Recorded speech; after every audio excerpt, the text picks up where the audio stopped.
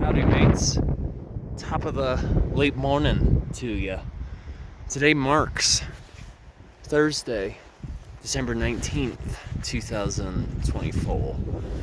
We're almost heading towards that new year. And of course, nearly towards Christmas as well. I'm once again returned to the one and only Rocky Mountain National Park. However, though, on this occasion, it is a bit more breezy, as well as a lot more snowy as well.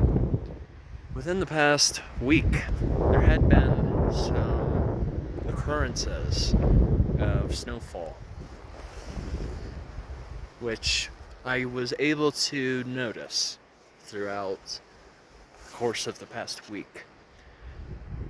And what makes it fascinating in particular about the Rocky Mountains is the higher you do get in elevation, the alpine biome kind of has its own little microclimate, because there may be some snowfall that's occurring in that region, but then everywhere else, not so much.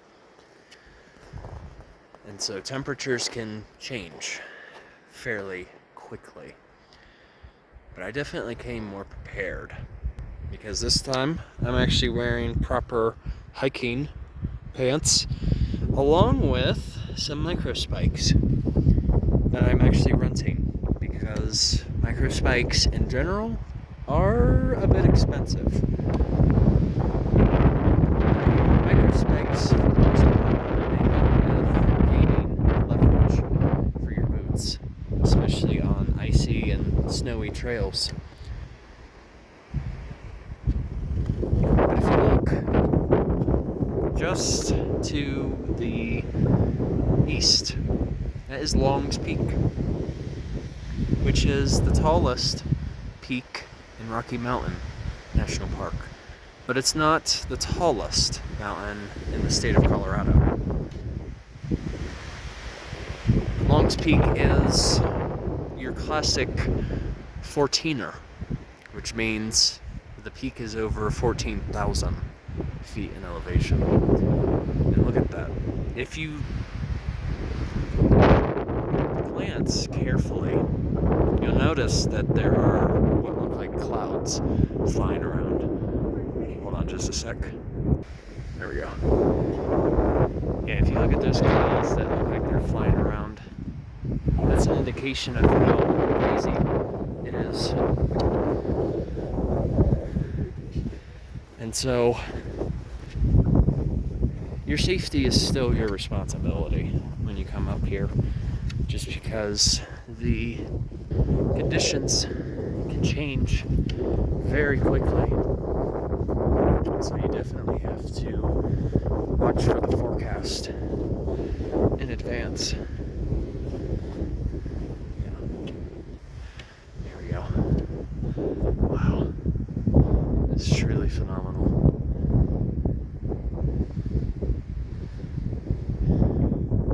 You know, there's only been a few instances in my life that I've actually been able to spend time in the mountains like this during the winter.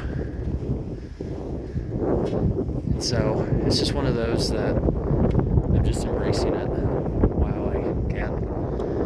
I'm very grateful for that. Wow.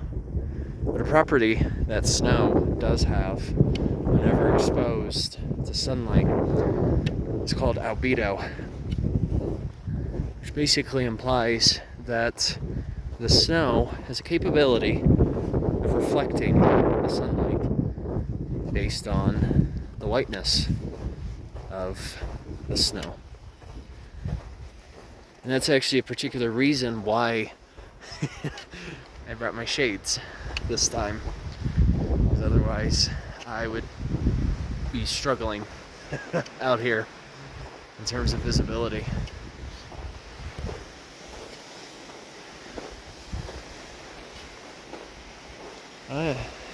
Oh yeah. This actually brings up a good point while I'm here. Quaking aspen. You can tell in the past that this has been carved into in terms of names. I will advise, as a fellow ranger, naturalist, whatever you want to call me,